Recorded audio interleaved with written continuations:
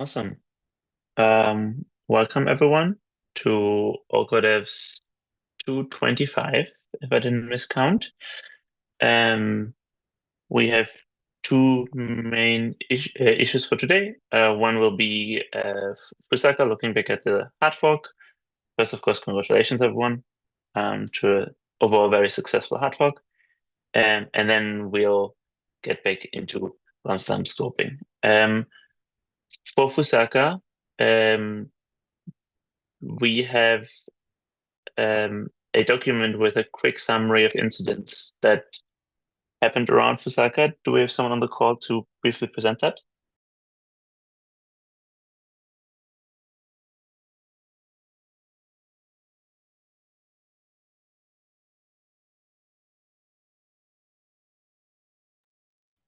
Yeah, Terence, if you want to go first regarding the Prism situation. Yeah, so over last night, about let's see, 9 hours and 4 minutes ago, epoch 411440, the participation or the target vote dropped to 79%. So this is the Prism issue that, like previously, as we know, to validate an attestation requires you to reconstruct the target state, right? And this is the state of the target checkpoint advanced to the target epoch. And normally this is very cheap because of attestation share the same target.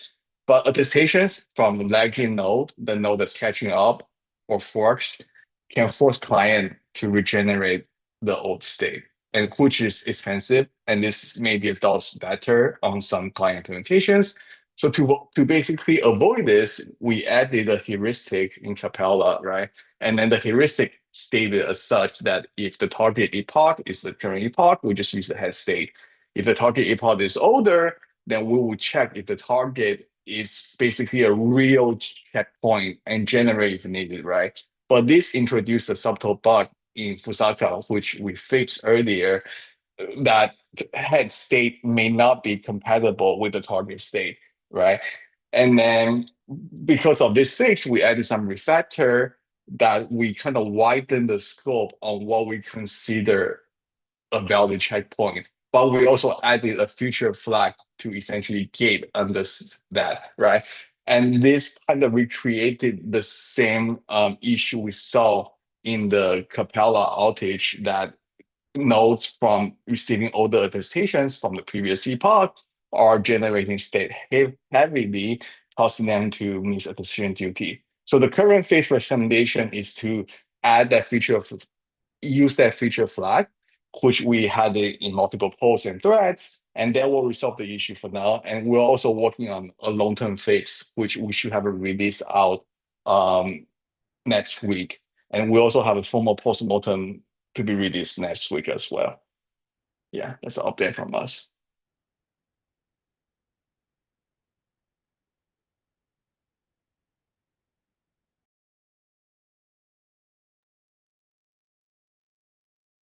Sounds good. Any other comments or anyone else that wanted to talk about anything regarding the Prism incident in particular?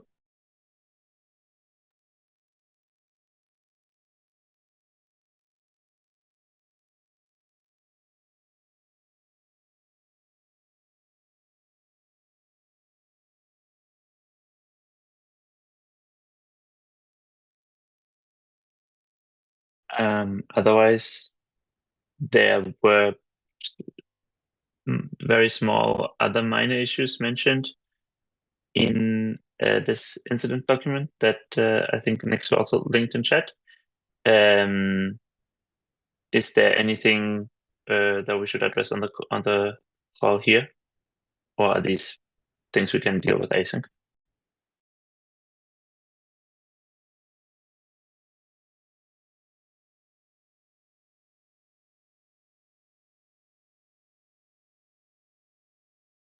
I guess I'll just mention in terms of the Nimbus Nethermind one and Nixo's link. This appears to be it, as mentioned. It may be a build issue. I would say this is not a productive or appropriate forum for that. It's not clear if it's a Nethermind issue at all. But it's still being looked at. So.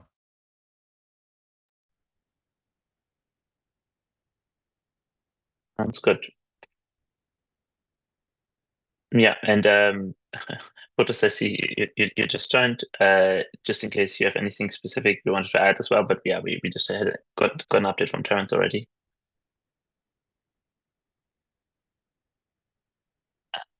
Otherwise, Barnabas, if you are on the call, could you give just a quick update of the current mainnet state? How we're looking? Barnabas can't talk right now, but I'm happy to kind of give an update that Fusaka went very well in the fork. Just the Prism issue was pretty much the only thing that happened for us in the middle of the night, but we had the Australians and the lab team working on trying to understand what was going on with the attestations. And I think Terence already summed it up pretty well. Otherwise, there's not much more from us. Yeah, and it looks like participation back to very healthy levels. Yeah, overall, of course, I think this was again very quick and amazing responses by everyone involved. Thank you very much. Okay, is there anything else regarding Fusaka then that we should address on this call?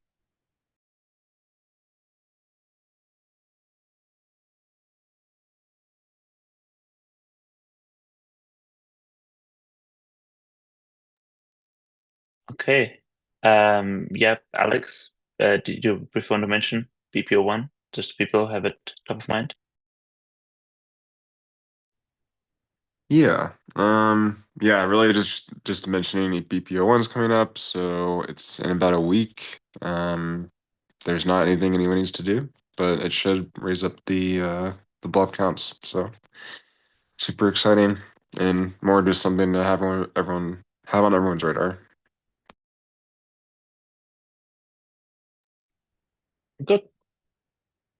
Yeah, then for the next agenda point, there's a few housekeeping items for today's call, and I split them into urgent and not urgent, so that we talk about the urgent ones before going to Glamsterdam scoping, and then the other ones only if we have time.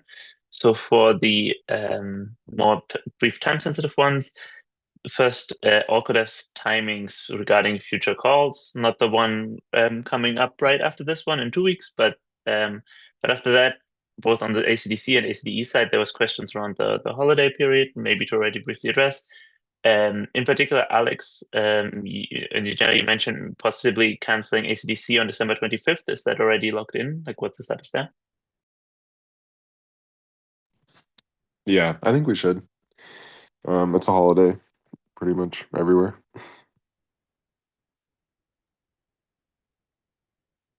Yep, okay. So everyone be aware that we will likely have that we won't have an ACDC on December 25th. And then the question more relevant from on our side here is for the week after. So that's January 1st. Obviously also a holiday in many places. The question is what we do there, whether to keep or to cancel. Of course, on that ACDE side, we have a lot of continued scoping work. So the question is it worth keeping the ACDE on January 1st, or do we want to cancel it? Or do we maybe try to, for example, see if we could borrow the ACDT on the week after or something to replace ACDE? Do people have? It looks like in chat that January 1st, at least people really want to cancel as well. So then I would say, unless people disagree, that we decide to cancel January 1st ACDE, but I'll look into potential replacement candidates to not just have that be cancelled without a replacement, and then on ACDE in 2 weeks, we can make potential decisions around a replacement.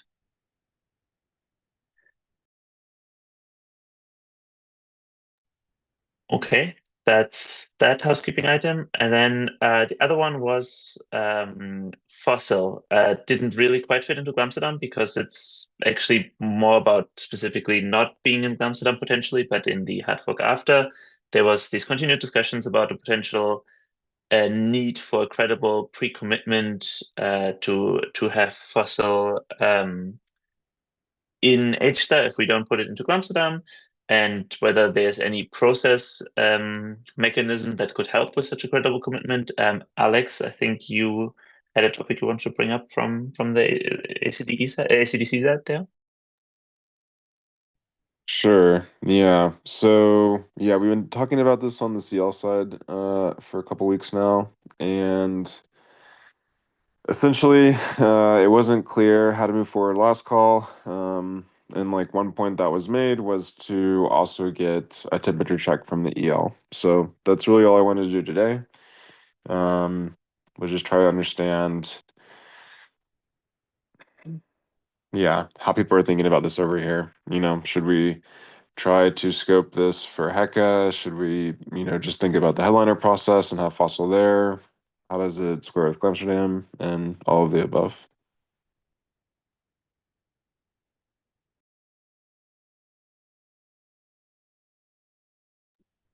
Right. And again, the idea is more temperature check than specific decisions. Do we have EL client devs with opinions on this topic?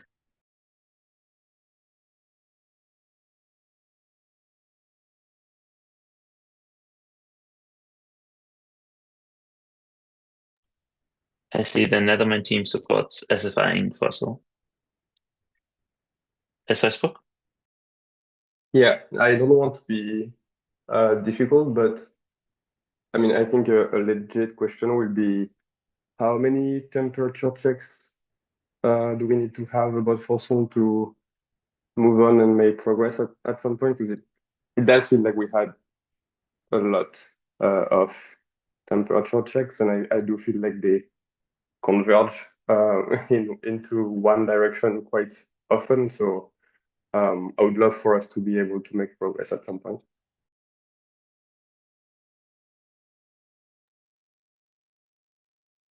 Yeah, that's a reasonable comment. I think from my side, I can only say that that's a little unfortunate because this topic is obviously split between ACDC and ACDE, with more of the actual decision making driven from the ACDC side. So that's why on ACDE, it always sounds like we're basically just asking for yet another round of input.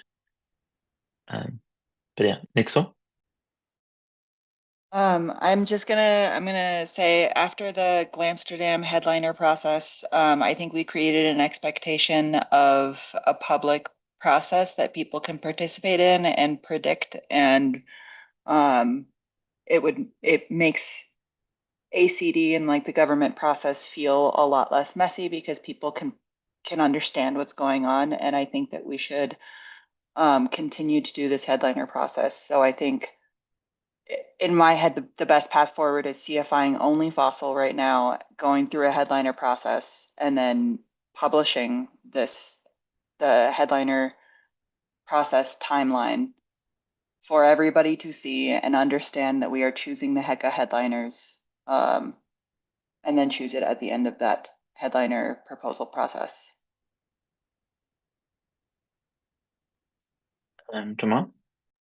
Yeah, is there then a reason why we do these temperature checks if it's sort of decided anyways that the clients expressing opinions about wanting it included just don't make a difference? I'm just wondering, like, why do we do these temperature checks if at the end, like, I don't know, it feels like protocol coordination or like other people just make calls about, yeah, you know what, there's going to be a headliner process and we're going to do things a certain way. If that's the case, it's fine. Like, but then we should do the temperature checks and sort of like the gather opinions and have the teams come together at that point. Like, it feels like we are repeating the same process over and over. I agree with that. I agree that like taking temperature checks every call seems messy and redundant and not productive. And the reason I see behind having a headliner process is because the clients are the people who come to these calls. And generally other people do not pay a lot of attention to these calls. And so having a published headliner process, especially after having set a precedent in Glamsterdam, gives people an expectation that they know how to participate in this process. And Mark? I think my feeling here is that we're not really bypassing the headliner process necessarily, but since there's been kind of very clear enthusiasm from the community for FOCIL, in Glamsterdam, it's more like we're just kind of shifting it to the next fork. And just on an implementation level, I think if it's SFI'd and we commit to it, then like personally, I'm working on FOCIL, so I can actually start working on that. Whereas if it's still CFI'd and there's a lot of, will it go in or not, then it becomes kind of, we don't know where to allocate resources. Sounds good. Before the next people, just want to briefly mention, I understand the criticism around this kind of continued temperature check ping pong, but I do think this will be a decision that we will ultimately make in 1 week on the ACDC side. So obviously everyone who gets passionate about that should also be on that call. So we can hear a few more opinions, but I would try to like time box it to not have too much of a back and forth debate on this call. Yeah. Ika? I think the important part of the headliner process and why we should go through this thing is that like there's an opportunity cost to shipping FOCIL here. I think most people here, or pretty much everyone here, wants some form of FOCIL. It's just like, is that like better than shipping everything else? And I think that's why we should go through the headliner process. I imagine that we're just going to end up back at FOCIL because that seems like what the overwhelming support is. But I think we need to be considering what we are choosing to not ship by shipping FOCIL. And I think that's why it's very important to go through the full headliner process for this. And Nico? Yeah, my one comment that I wanted to make later on for the PQ precompiles, but it's the same here. We should definitely reflect that new process if it is like enforced in the EIP 1 and in the main EIP page. Because as of now, like if you're a new contributor to Ethereum, you go and you check EIP 1, you go and you check the EIPethereum.org website, and none of this like new process is specified. So like for the PQ precompiles that we will be discussing later, we have different precompiles that we've been working on, and like some people showed up because they liked the EIPs and like proposed them for inclusion. These people are not the authors. And so we end up in a situation where like we are about to discuss precompiles, but the authors didn't really ask for it. So yeah, I think it would be much clearer if we could just have this in one document. Currently, you have to follow forums, ACMDs, EIP1, then you have to find about the meta EIP. And so it's an entire process that is quite long and quite difficult. And so, yeah, I think we did great with the new forecast and the new tools that are surrounding ACDE, but this part should definitely be reflected in EIP 1.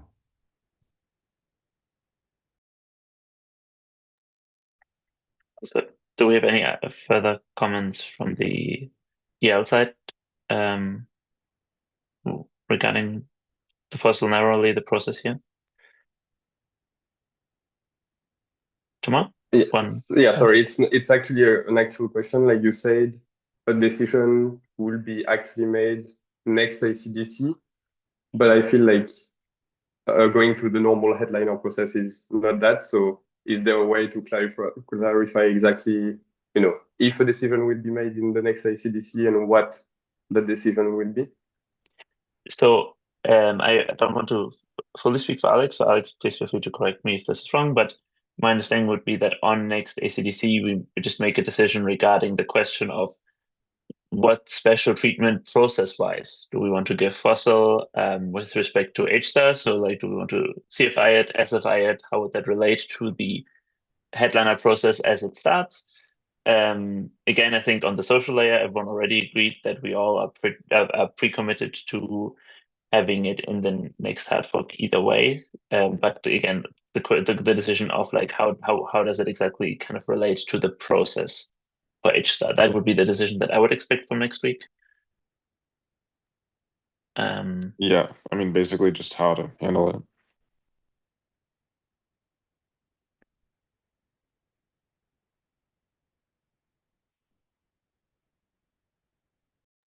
Okay, yeah, I also agree with people in chat that have the need to timebox this topic here. So I would say that unless there's any urgent other comments on this, then I would end that section here for now. And then we can actually move on to Glamsterdam. And yeah, so for continued Glamsterdam scoping, I went through both the individual client preference docs and then also specifically just like all the discussion we had on last ACDE, which was 4 weeks ago, and assembled like a document 8. I just find that more useful than the meta EIP document because it separates out the 40 EIPs into different categories. And then also with some annotations around potential CFI, DFI candidates. This is not a formal kind of status process-wise. The candidate is just an annotation of this seems to have either very strong support or this has had a lot of skepticism. So the idea would be before we go and discuss all the EIPs that are not yet on either side of that we start by maybe the potentially easy decisions. I do apologize. I only published this very last minute before the call, which was not proper process. I should have published this much earlier. But do we have someone that could share their screen and have the document open?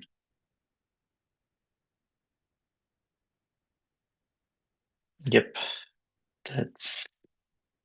I put it in chat.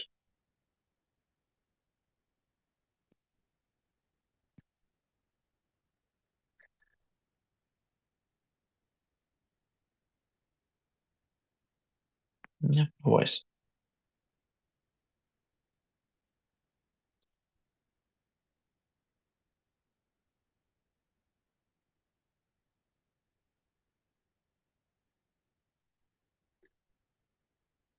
Josh, would it be helpful if I share my screen and you continue with streaming?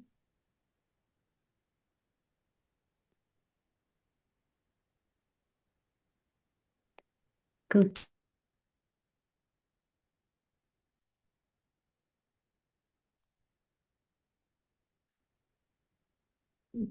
Yeah, thank you. My apologies for ambushing you live on the call with this.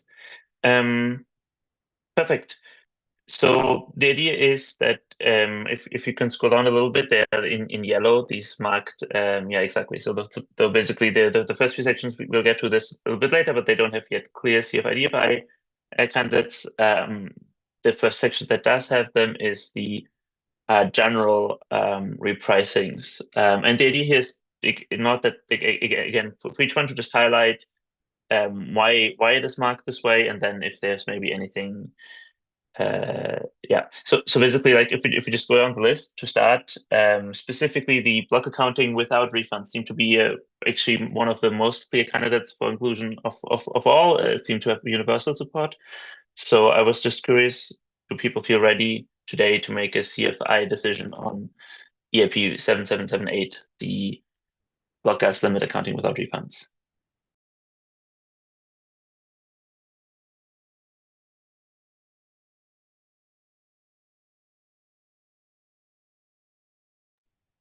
And I'm not sure if I want to follow every single client on each topic. Maybe for the CFI candidates, is there anyone that would object, any client that would object to a CFI decision here? Otherwise, then I would say for 7778, we make a CFI decision now, and it's in the hard fork. Okay. You can see some of them have a question mark. The question mark is just if there's still any unresolved issues that might preclude a full decision on today's call, but they are a strong candidate. So 7971 overall, that's the global cap for T-Store that had some concerns around account abstraction compatibility. Otherwise, people really liked it. Is there an update on the account abstraction concerns? Do we feel ready to make an inclusion decision, or does this require one more round of iteration to resolve these issues?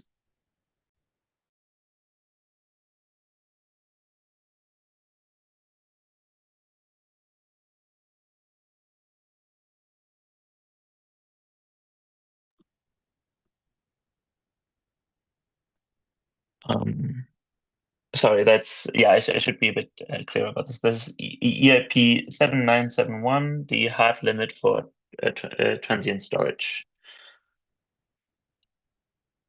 If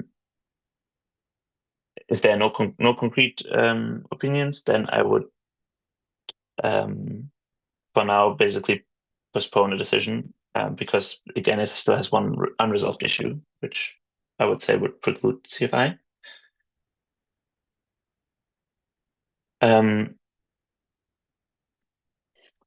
Also, Justin, I see in chat the question, how many EIPs are we planning to CFI?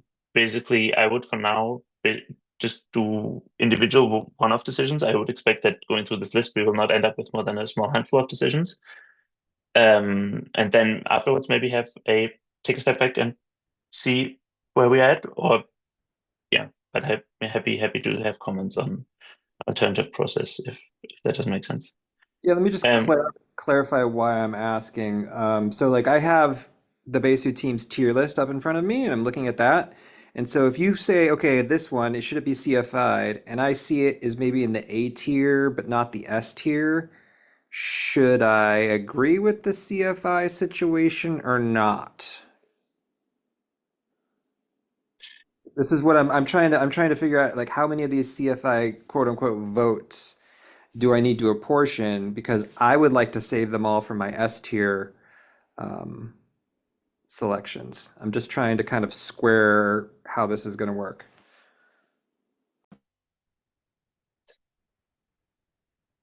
Right.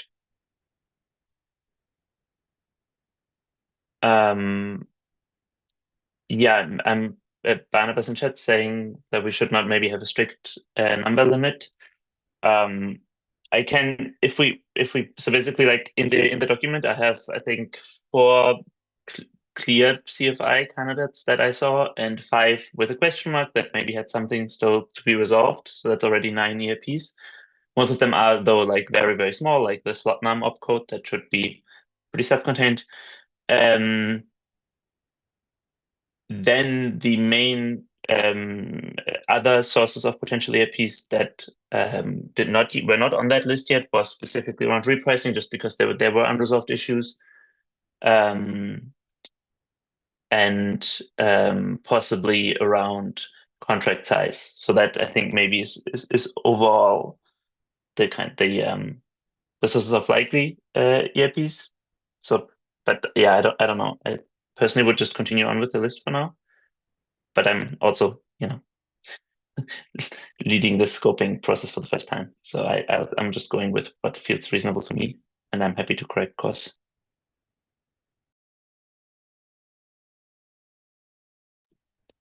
But in the interest of time, I would for now just move on with the idea here. So like I would say for the highlighted EIP currently 7971, I would say, given that there was last time unresolved account abstraction concerns, that we are for now postponing a decision and refer that back to the EIP champion to address these concerns until the next call.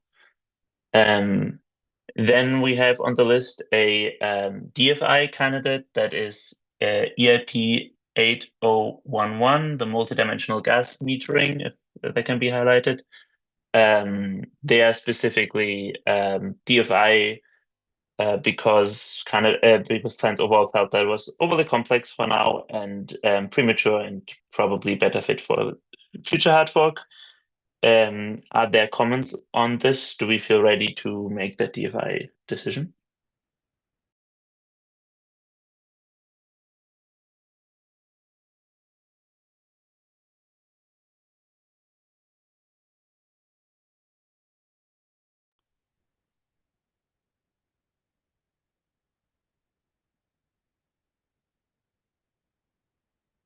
And in particular, there was one comment, I think, by Anders pointing out that for specifically just state growth, like basically once we'll talk about the repricing solution to state growth, it could be that we would want some very lightweight kind of minimum version of multidimensional metering if we want to consider an alternative approach there to the currently selected EIP or proposed EIP. But I would still say that that should be separate, not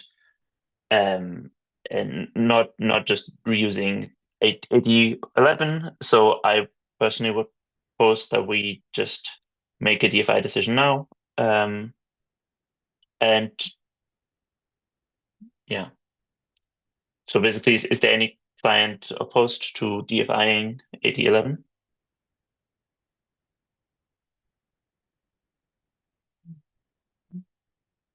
I did talk with Maria because there's a question that she is a champion on the call today, and she's okay with 8011 not in Glamsterdam. So then I would say decision 8011 DFI.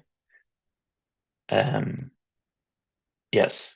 And then Tony, by the way, just to address your comment, the idea is, again, process-wise, we first go through the CFI, DFI candidates, because that's hopefully easy wins, and then go through all the section that are still have more open questions.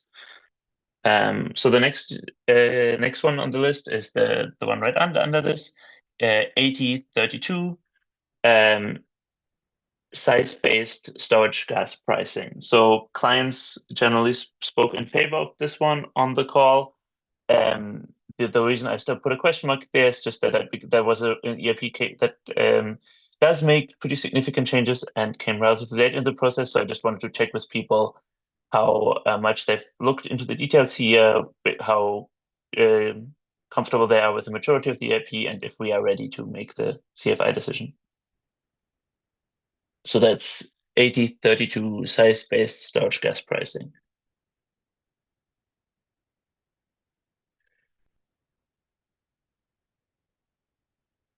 Is this the one with relatively complex migration?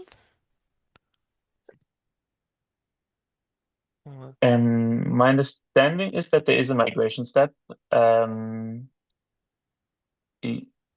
not sure if it's complex or not. Do we have anyone on the call that has looked into this? I think you will need to know the size of the current storages per contract. So you need to extract that information from somewhere. I think that's the migration. Yeah, but I think this is hand waving on the quite big concern over the CAP. Yeah, seems, in my opinion, EIP seems complex to do. And I would rather skip it. Yeah, unless we have a very good idea how to do that. I'm also not sold on.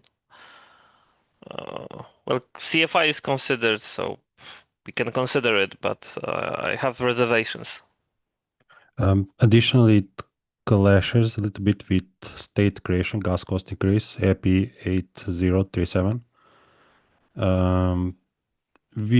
If we include the state creation gas increase, then this EIP becomes less relevant because we already increase in the gas by n times. So yeah, maybe Right. DFI, but consider it later. It looks fine. Okay. Yeah. Then, given that there are questions, I would for now. And by the way, just so this all doesn't seem completely arbitrary. So one of the reasons that I put this on the list is, for example, that Nethermind had listed this as an A as well. So yeah, Lucas, not just so you don't feel like I'm trying to just push EIPs on people. But then I would postpone the decision on this one for extra 2 weeks. And I do see in the comment the question of, can't we just immediately DFI everything that does have questions? I would say I would at least not do that with the ones that overall had pretty strong support. So for example, this one had 3 A's by clients. Only Aragon from the teams that commented on it had it listed as D. So for an EIP like that, I would just wait for 2 weeks to give people more time to look into them. And yes, but anything that's already more often on the DFI candidate side, and then if there's questions, I would just default to DFI. So our opinion on that was that we like the EIP like idea, but the transition process sounds impractical at what the current is, and someone might convince me I'm wrong, but that's the case. Okay, sounds good. So the point here is someone needs to convince Lukasz and other people that from the rest team as well, they seem to be concerned about the transition. So yeah, this one, no decision today. Then we can move to the last three in this section. So the next one is 8053. This is the high precision through milligas. Overall, there's two EIPs here that both are about high precision. It's this one and then the last one in this section, 8059. Both of those overall had client comments that while higher precision for opcodes is useful, it's just not worth having an EIP in Glamsterdam. So I would propose DFI. Is there anyone that really wants to save either of those two EIPs?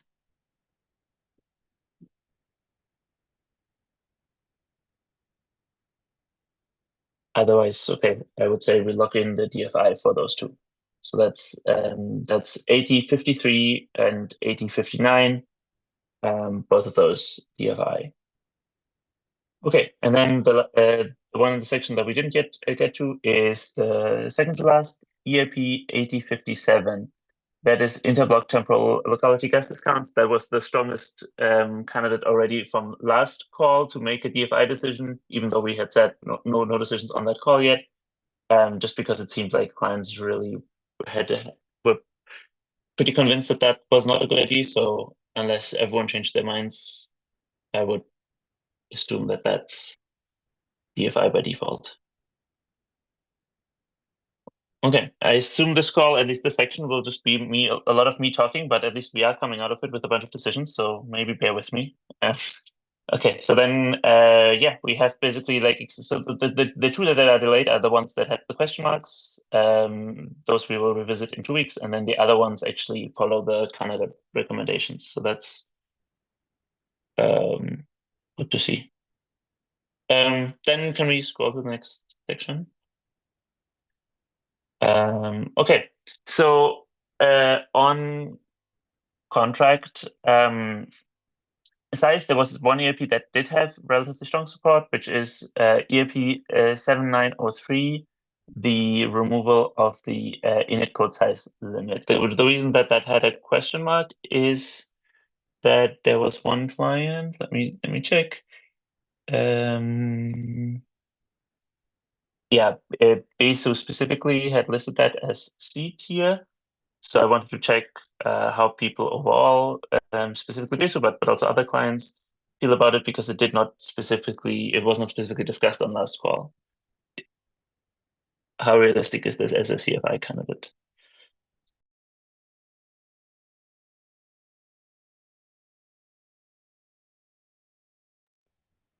So I think never mind comments were that we are potentially unsure about the jump test analysis, but we would like to see some numbers. I think it might be like we might be overly cautious here about it, but yes, having some numbers would be good. So I think CFI is fine, but again, before like scheduled, we would like to see some numbers.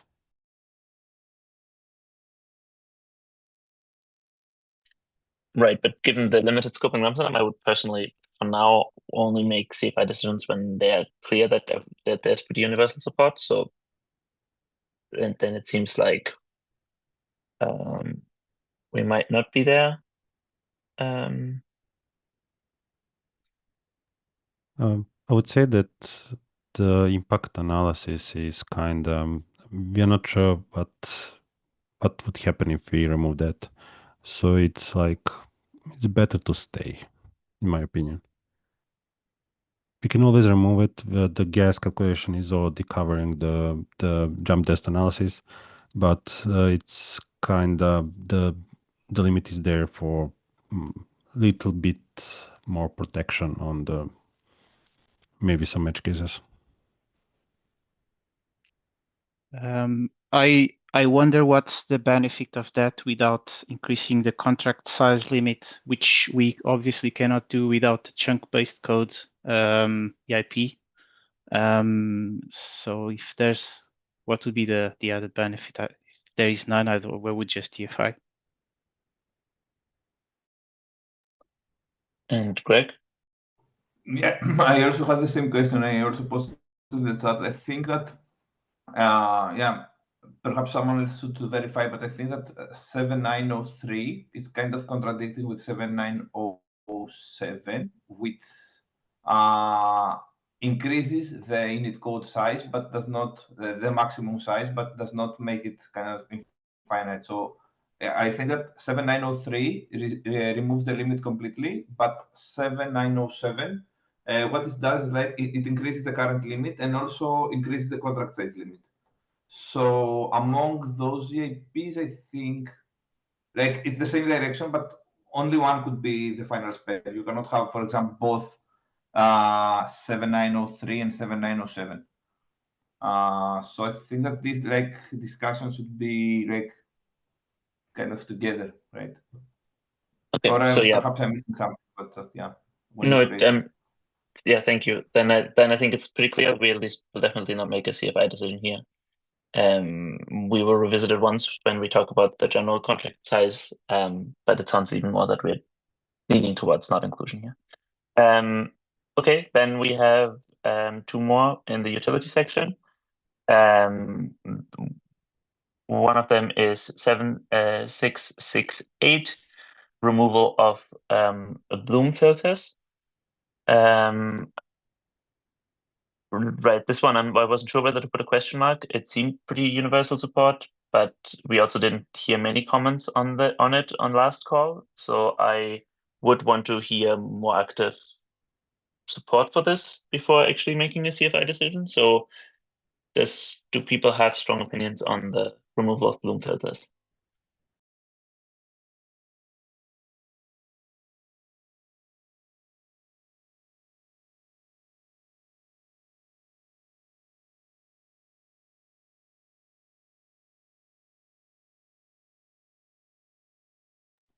Huh?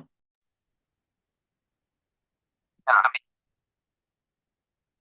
think this is one of the features where it doesn't really provide much benefit for anyone. And I think like most people agree that it should be removed. The question is like, how does it fit in with the rest of the fork? So if we have a fork that's rather empty and we have the capacity for it, then I think we should consider it. But I think we should like defer this decision until we know what else we are trying to put in this fork.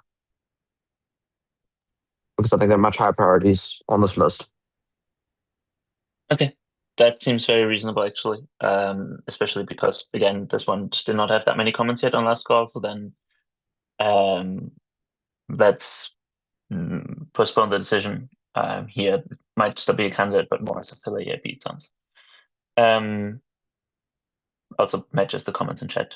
Then we have one more. That one seemed actually to have quite enthusiastic support last time. That was 7708 ETH transfers emitting a lock. And I think we also had a specific extra comment and support in the agenda GitHub issue. How do we like? Has anyone basically soured on this EIP over the last 2 weeks? Is this something that that we are ready to CFI or not?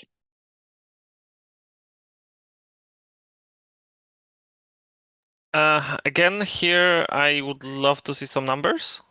Like, what's the biggest receipt after that? Because then, especially if we decrease the cost of the transfers as simple transactions, then what kind of receipts are we getting, right? That's a very good question, in my opinion.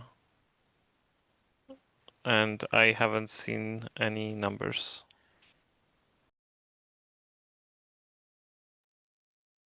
Yeah, so we don't have any numbers here. Part of this is because whatever we do here, we will have to update the pricing of this part of an ETH transfer to account for the new logs, which we'll only know once we have more of the harmonization stuff. So like this ties into a lot of the repricing things, which we already decided we'd like to ship.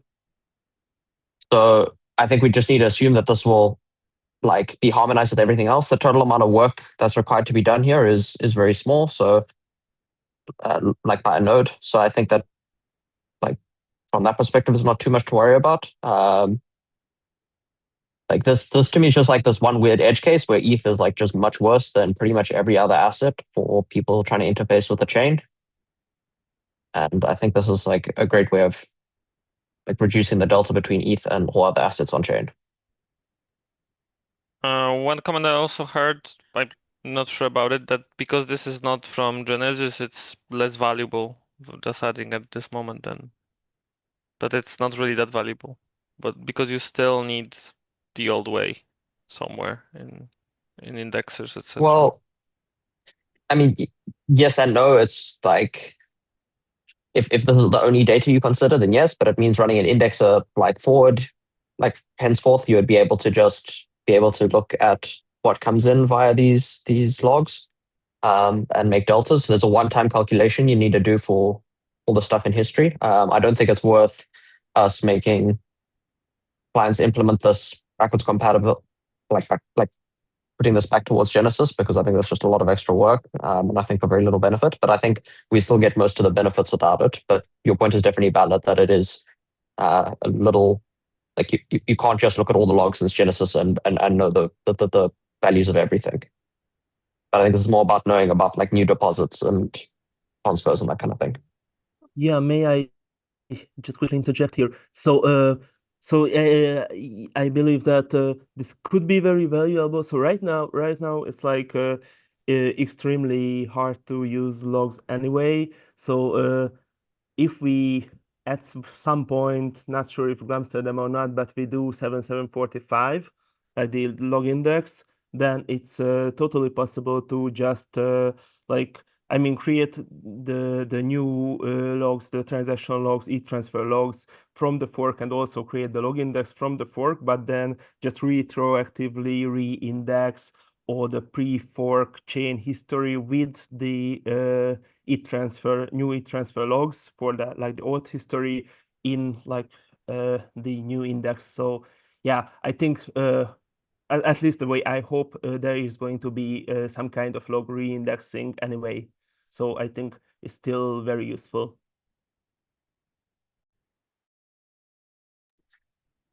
Right. So yeah, so there seems to be some remaining considerations around 7708. Do we make a decision today on it, or do people want to look into those? And keep in mind, I think usually saying look into those in 2 weeks, we probably will not have more information than we have today. From red side seems I think we support it and want to include it. It makes sense to have logs for the transfers. At least it is in the right direction.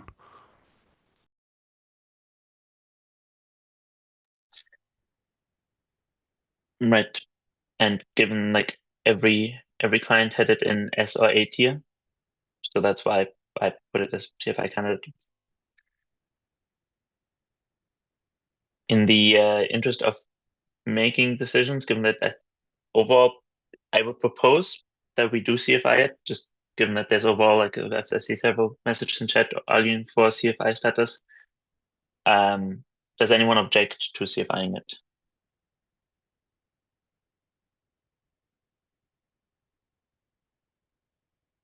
Well, the only downside is we are making ETA transfers more pricey because we write more to history. There is well, a bit but we do want this information. I mean, like this is a work we should do actually. So yeah, I think There's a EIP in the core group that reduces intrinsic gas for transaction. So those two should be like considered one and another. Yeah. So as was already as was said, yes. If we make an inclusion decision, then that means that any other EIP that touches the pricing of transfers will take this into account and will basically like be marginally more increased. Lukasz, then my question is, would you be okay with CFIing it now? And then if during the process, basically like we see that the numbers seem more punishing than thought, that we just end up not concluding it. Please CFI. Okay, so then CFI decision on this one. Then we can move to the next section, the opcodes. So first, a DFI candidate 7791, gas to ETH. There was some concerns around implications, that overall implications are just not well enough understood. It's a pretty big paradigm change to the EVM, was proposed relatively late. So for that reason, it seemed likely to DFI. Does anyone want to argue against DFI?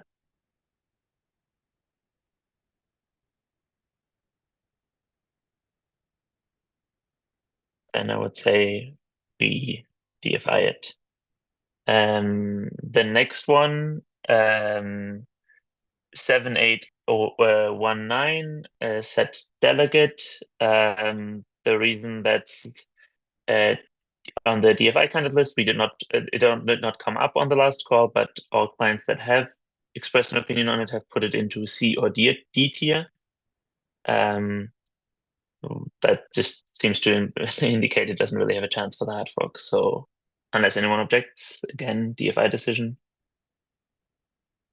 Okay, DFI. And then we have one I mentioned briefly earlier, 7843 slot num opcode. Seemed a potential candidate. It only has a question mark because some clients only put it into B tier. Get was arguing for it on the last call. I just want to check whether there's interest in CFIing it now, or whether this is more a filler EIP to decide at a later point. I think if we want to decrease potentially slot times in the near future, pushing this in earlier would help to potentially develop some kind of ways of dealing with that later. On the EVM side.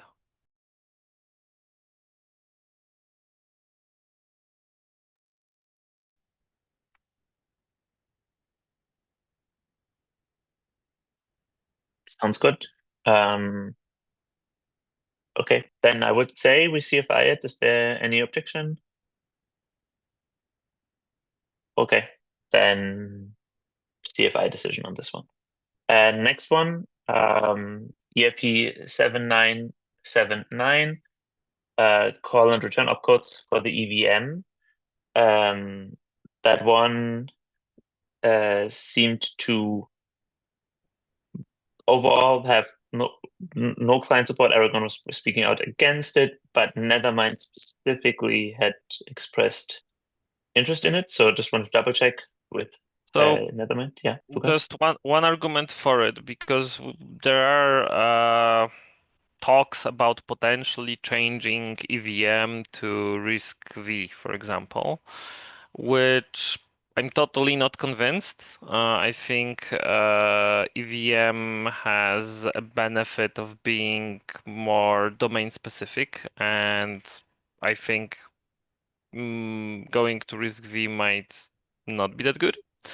But if we moved the EVM bytecode to this kind of call return opcodes, we could relatively easy transpile, compile, whatever we want to call it, JIT, whatever we want to call it, EVM bytecode to basically any other form. We could go to RISC-V, we could go to native x86, we could go to ARM. This unlocks potential optimizations of doing that, while keeping the whole base language under our control. So that's a big upside. I think it's also, I have to agree that it's probably mostly could be ported from EOF, so it's not that much work on the, probably maybe even on the testing side. I'm not sure about tests. So those are like the four things. I'm not sure if it should go to Glamsterdam, but in general, so sorry, to Glamsterdam. Glamsterdam. Okay, I'm confusing the forks now. Too many forks. Yeah, but I generally see this as a alternative path to different ISA like RISC-V. Right. Given that all clients except for Nethermind had expressed skepticism on this one, would Nethermind be okay with us just deciding now to wait at least until H-star with this? Yes. Like I said, we don't consider this as a super urgent. I just see a value of this path compared to the other one, and it needs probably deeper discussions. Sounds good. So then I would just propose to DFI it. Or was there another? I had something to say about that. Put it on the agenda 3 weeks ago. Oh yes, if you want to talk about that comment. What was just said pretty much covers the technical reasons to put it in. The reasons I would prefer to CFI to some extent are personal. I'm 71 years old. Every time we delay this, I'm getting older.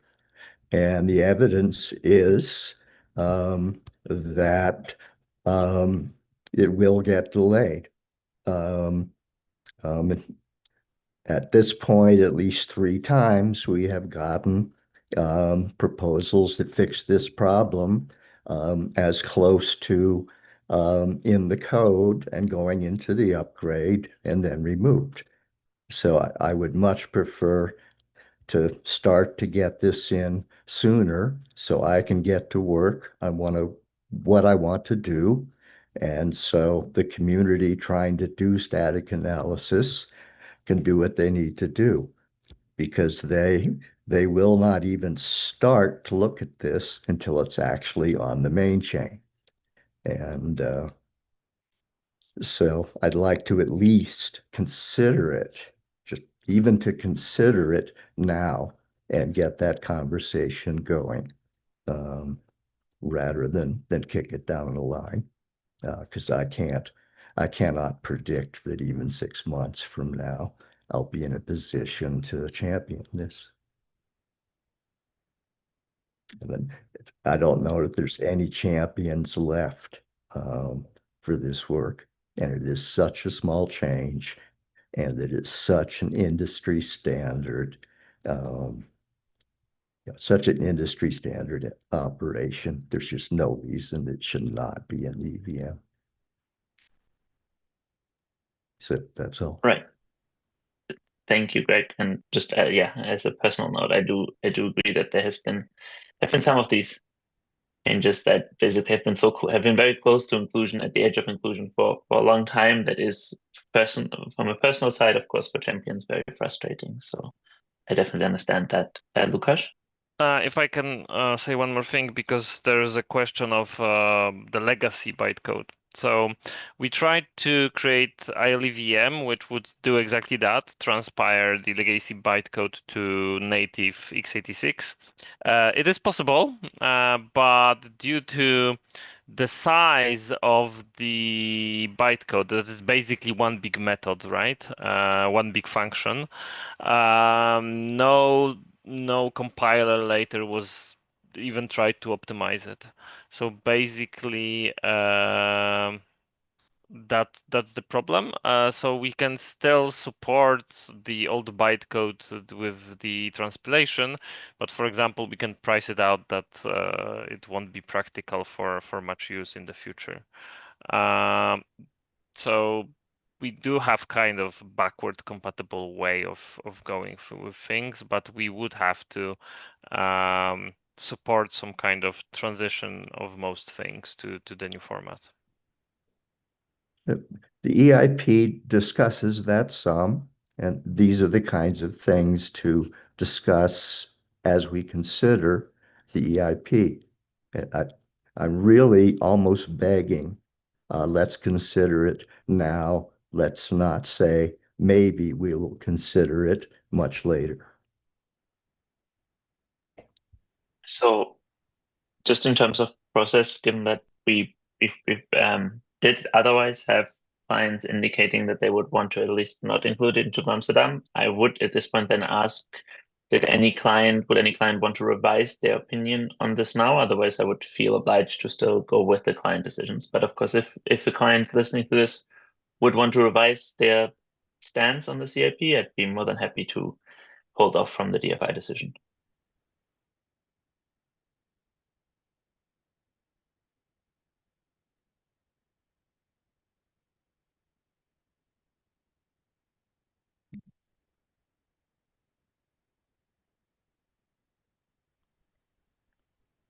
Then I do think that, I mean, just process-wise, it seems like it's this pretty anonymous takes by clients to not have this in Glamsterdam. I do think it might be a good idea to try to see if we can have a way to have this ongoing conversation about this EIP with clients before we get to the next PFI phase for HSTAR, which indeed would only be 6 months down the road. So if there's, I think it might be worth looking into a potential breakout process for this to keep going.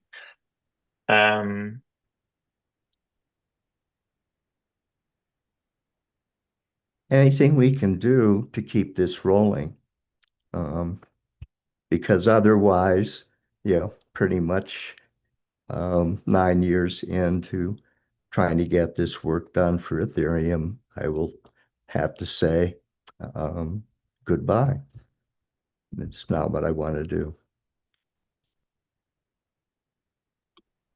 Yeah, I think that is a strong case to try to keep the process rolling. I would say in terms of process, then I'll follow though and say we will re-DFI it for Glamsterdam itself and just make a note that we try to keep this going and not just revisit this in 6 months. So that means, excuse me, I'm sorry. So that means we get a breakout room going, or we resolve to really get a discussion going on the magicians, but not just leave this sit for 6 months, or to have some sort of consensus that yes, 6 months down the road we will have reviewed this and be ready to make a decision after all this time. Yeah, I don't think we can make a formal commitment process-wise, but I do think that it would be quite helpful if people can go find the ETH Magicians post, so we make progress on this. And Nick's on chat is saying protocol support can help facilitate this to make sure that there's actual follow-up, not just empty words. And then a breakout room is the process at this point to get a AllCoreDevs discussion going on this. Am I right? I would leave that call up to protocol support, but Nixo, do you have a it does seem like there's interest in a breakout indeed in chat. Yeah, I think that's the right way to keep this conversation going. Sounds good. So then we will have a breakout, and then for us to be able to move forward now, I would just leave it at this. Greg, do you have anything more, or does that satisfy the situation for the moment? Well, thank you. Yes. Okay, then we have another EIP right under this one, EIP 8013, static relative jumps and calls for the EVM. Also listed as a potential DFI candidate, potential just because all clients had B, C, or D votes, but there was no conversation about it last call, so I wanted to check back whether anyone has changed their mind on this one either.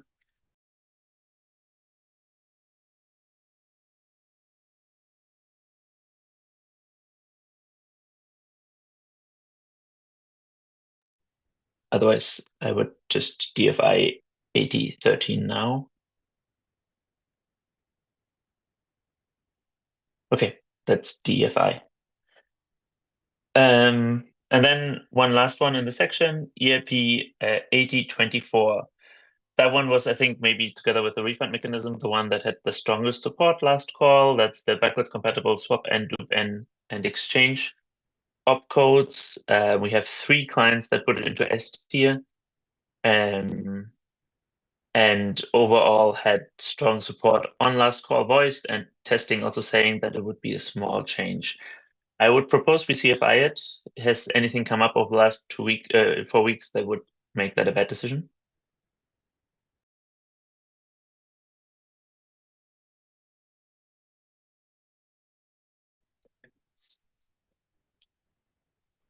Casper, you're unmuted. Oh, okay. Then yeah, the decision CFI. That one will then be in the Glamsterdam scope. Okay, can we scroll down to the next sections? So on cryptography there, I think some of the early comments from Nico was related to cryptography, but my understanding is that that was regarding the with regards to the post-quantum precompiles. Is that right, Nico? Can you clarify that? So given that those are not currently in the DFI candidate list, we could skip this for now? Or were your comments also regarding the 2 that are marked as DFI candidates? Yeah, so actually the 2 that are here are in the list. There is another one that is not in the list, which is 8052. Like we wrote this one and I realized 2 days after the deadline that there was a deadline. So hence my comment on the need to reference this deadlines within EIP1. But the 2 that are, I think, yeah, both of them are in the list. So we can definitely discuss them. And yeah, I can go. Maybe Dano has a point to make, I assume. But wait, can you clarify? You're talking about 67, it says 7619 and 8051. Is this the 2 that you're talking about? Yes, I think both of them, if I'm not mistaken, are in the list. Yes, but they're not CFI or DFI candidates for now, so we can revisit this towards the end of the call if we have time. I assume we won't have time today, but okay, I see. Yeah, okay. Can we just go ahead and DFI Falcon? There's good reasons to DFI it, but keep MLDSA open as a question. I would agree with that statement. Yep. Okay, I mean, sure. I'm always happy to take unexpected DFI decisions, given that the people involved in this process are recommending this. See my notes in the comments. There's very good reason to wait on it. Okay, so anyone who, for some reason, really wants to is opposing DFIing Falcon?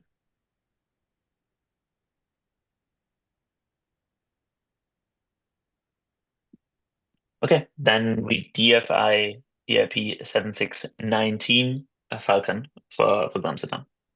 And we will discuss the other one in that section later, but for now we move on to the DFI candidates that we have marked, which is these other 2 secondary signature algorithms and the P256 transaction support. Overall, on last call, there was a lot of skepticism around these 2 with regard also to the kind of future kind of abstraction strategy and things like that. The P256 transaction support had pretty universal rejection. The 7932 did have, it was ranked quite high by Besu, if I'm not mistaken. So I did want to maybe double check on this one. But otherwise, basically, both of those would be DFI candidates. So do we have anyone that specifically would not want to DFI either of those two? And in particular, maybe for 7932, whether Besu has an opinion on this. Yeah, our opinion on 7932 is really more of a PQ preparation step. So we see this as sooner rather than later. I don't know that we feel strongly enough that we'll fight hard against DFI, but we see this more as a CFI question mark.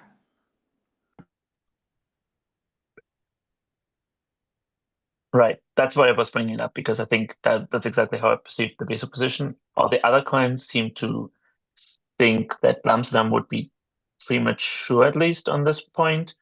So then I would just do you think from the Besu side it would be okay if we just push this one hard fork and we revisit this question for H star? Yes. Awesome. Then I think we can go ahead with the Glamsterdam DFI decision on both of these. Yeah, and then there's one last section here. That's the other section with some miscellaneous EIPs. The first here is queries, or the kind of queries related to proposals 6404 and 6466. We talked about it last call, and overall it seemed like clients did not feel like it was a priority for Glamsterdam. I said if if people change their minds, that would have to happen until this call. So the question is, have people changed their minds here, or do we want to go ahead and DFI these?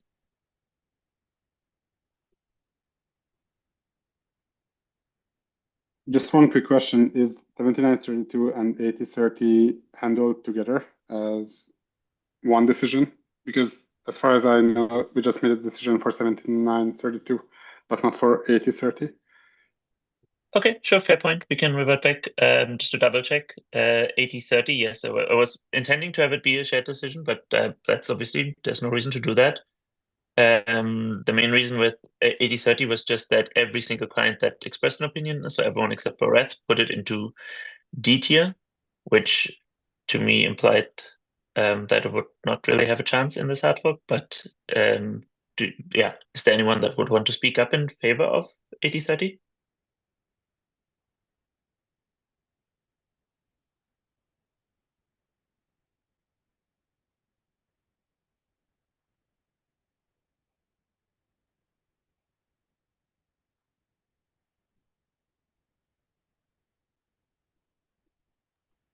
Barnabas, do you?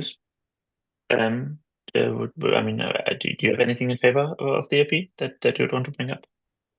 Yeah, so the only reason I brought this up because we just included the SEC 256R precompile in Fusaka, and it was just interesting to me that we do not want this P256 because it would be like the completion of finishing what we started in Fusaka, I think. Maybe I misunderstood the EIP. My understanding is that it's not just a precompile, but an actual new transaction type.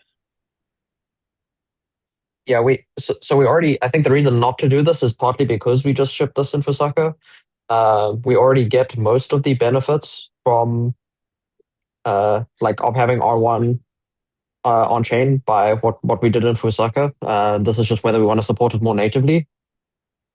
So to me, that means it's only if we want to see even more adoption of this and don't like that you don't have a native R1 transaction type. Secondly, I do want to raise that 8030 does require 7932. So we do, if we're including 8030, we do need to include 7932 as well. And Nico? Yeah, I agree with Carl. I think we have most of the benefits thanks to the precompile, and Adding this is first like not very aligned with the PQ strategy, because basically we would make a lot of efforts to include a new transaction type, to find a way to deactivate it, maybe in one fork, because we were talking about the PQ precompile and PQ emergency plan at the same time. So to me, it really doesn't make sense, both from a strategy and technical point of view. Yeah, we have a cheap R1 precompile. Also, like the R1 curve yeah, doesn't have nothing under its sleeve proofs, so like we can't really know all the details of the parameters. So like activating it as a native curve adds more risk. So yeah, to me, I would say no to both, I guess. Yep. Then I do think we are probably still in the same position to make a DFI decision. Or did anyone want to change their mind here?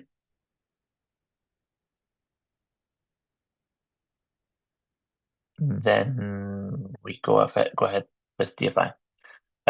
So then that get us back to the two Fury EIPs.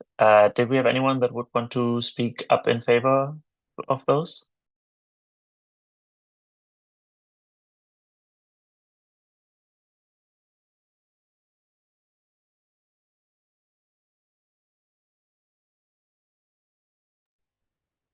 Then otherwise I'll DFI. I'll propose we DFI both of those. Okay. Okay, so then those are also DFI'd. And then one last one that was a candidate here is the sparse blob pool. Now, I wasn't sure from glancing at the EIP whether this has any in protocol changes or whether this is a pure kind of out of protocol question. So I'm not sure also how much people have already looked into this. Overall, it seemed like there was relatively strong support for this. Does it make sense to CFI this today? Marius, maybe if you can give some context. Yeah, it's out of protocol, but I think it is very important, and it is not super easy. So client teams need to set aside some engineering time for it. I guess that is why it was proposed to ACDE, so that it can it can be client teams. If we included client teams can set aside the engineering time when thinking about the scope of the fork. I think it is very important for increasing the block count. We will probably not be able to go to the massive blob counts that we envision without this. So yeah. And Varun? Yeah, so just to add to that, yeah, double click on that, and specifically with on the consensus layer, we're already working on testing and interoping on the partial messages side of things on Gossip Sub, and that basically is the whole idea of cell level messaging. So with that, we will be removing peer-to-peer, like all network inefficiencies from the CL, where we're right now transporting data that the node already has, and that will basically unleash the CL, but then the EL will become the bottleneck because it is still fully replicating blobs in the mempool. So that will be, we predict that around a 72 blob count, that will start becoming the choke point for the system. And that's why we submitted the EIP. It is right now, I would say like 90% confidence that this can be rolled out progressively, and like it can be an opt-in, and over time within the even before Glamsterdam, some nodes can already start supporting it. We still have to conduct some assessment there to analyze any risk for like network partitioning and so on, or blob pool partitioning. If so, this is not entirely clear yet. So the rationale for submitting this is to have a clear checkpoint that the network should support this feature entirely as a whole by Glamsterdam, but also to carve out some space in case we do actually, like, there is some possibility that we do need a fully coordinated rollout, just to in case we detect some risks of partitioning.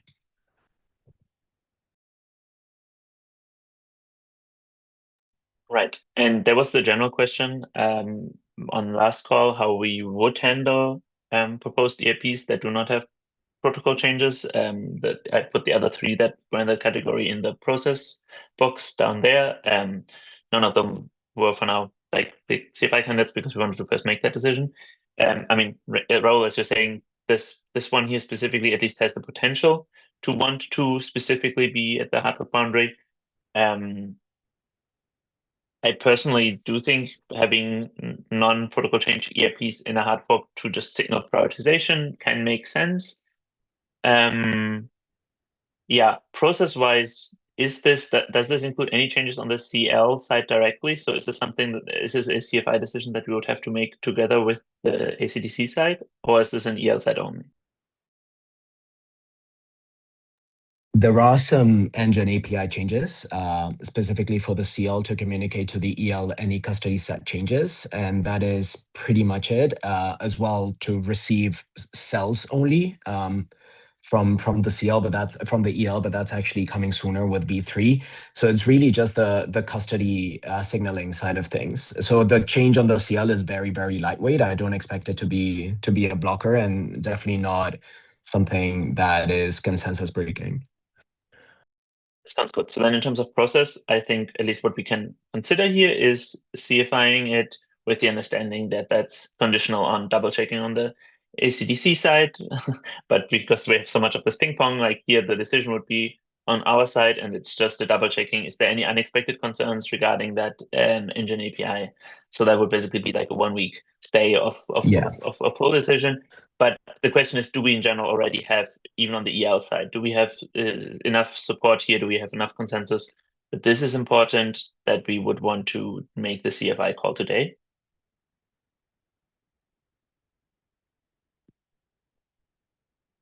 We had client-wise, we had 1S and 2 As for this, so that did seem to signal pretty strong overall support. Marius just spoke up in favor of it. I can, to step out of the coordinator role briefly, I can personally also express support. But is there anyone that would basically specifically prefer to not have CFI today?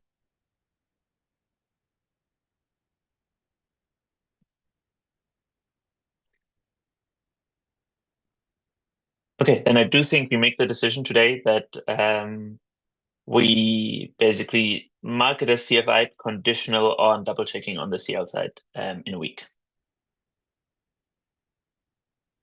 Okay, so then we are through the list. Now, good news is we made quite a few individual decisions, so this will cut down the list quite a bit. Thank you for sticking with me. This was a bit tedious, I understand that. Bad news is that we also now have 4 minutes left, and we specifically did not talk about any of the sections that require continued discussions that were not just decision ready. I think in the interest of time, what I will do is I'll just briefly walk through that list that I put up on the agenda. That's also just my take on where there are open questions. So this is not at all necessarily like fully accurate or conclusive, but I do think the goal would be that in 2 weeks, we specifically focus on these open questions. No general purpose CFI, DFI discussions, unless maybe on the side if they come up, but really the focus on next ACDE will be to work through all of these individual questions. I'll briefly go through them. So the questions that we have is on the repricing side, in terms of the core gas repricing, so that is not the state growth question specifically, but everything else in the core, in this proposed core bundle, there was pretty strong interest last call to consider unbundling this. And then in response, the champions, and that includes me, are working on a proposal to just basically regroup this in a more palatable form. So by 2 weeks from now, we would have to have a basis for of that work to discuss.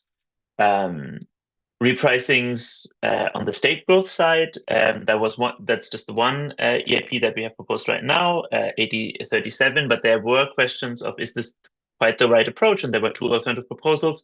We have a write-up by Anders. I will post that in the chat for people to look at, to compare these the different ones. Also, by the way, Raoul, your hand is still up. Just to mention. So we have this write-up by Anders on this point. Then we have the topic of contract size increase. There's none of those had basically there's two alternative approaches. Neither of them had clear support. It seemed like we had on the one hand we had Geth and Guillaume that preferred the chunk-based localization, and then we had other clients preferring the existing approach that we had already considered for Fusaka. So that one I think we just need to resolve. Do we want to do one of the two, or do we want to do nothing? Hopefully decision in 2 weeks. And then on the in the utility transaction block features block, we had some updates by Zolt on 7745. I will note that Geth and Zolt were quite interested in this EIP, but most other clients had concerns. So I post the update in chat just to flag that we will make a decision there in 2 weeks as well. And then cryptography post-quantum precompiles. This is also what Nico came here to talk about. I think, Nico, I see your hand is up. I will say that we don't really have the time to go into this for now. The question there basically is, for these is well, we made one decision today. We made one DFI decision on Falcon. So the question on the other one is Glamsterdam the right time or not? Do you have? Yeah. Okay. Then I appreciate that you took on the hand, because I think it's better to talk about it on next call. And then the last block of decisions we have to make is for these three non-protocol changing EIPs beyond the Sparse block pool. How do we handle those? So all of these questions are listed on the agenda for today. So maybe if people can have a look at that, and I'll also try to coordinate with people a little bit more. So in 2 weeks, we do have a good basis for decisions on this one. Tony, do you have a comment? Yeah, I mean, now it's almost too late, but do we also want to talk about the data repricing EIPs? If I remember correctly, like 4 out of 5 clients had the call data pricing at S tier, so it might make sense to CFI. We have CFI EIPs that had way less support today. Yeah, the problem is just that there were questions about the specific approach to these repricing EIPs. So whether we want to select them one by one or consider them more as a grouping. I would, for that reason, hold off for now. Although, yes, I think it seemed pretty clear that we will have a repricing in the fork that will touch data. So I think that's clear. But like just in terms of process, because otherwise, if we open that box now, I mean, now we can't open it anymore. But that's why we didn't bring it up on this call yet. Okay, no, that's fine. It's fine. We don't need to discuss that. All good. Okay, and then I just mentioned the housekeeping we didn't get to. H-star name, we need to make a name decision. There's a link in the agenda. Go and figure that out, everyone. And then there are comments that we should clarify kind of minimum hard fork testnet and mainnet rollout timelines on a future call. So all of that, hopefully we get to in 2 weeks. But for today, that's all. Thank you everyone for your time. I hope it was worth all of these micro decisions, and talk to you all in 2 weeks. Thanks everyone. Bye-bye. Bye.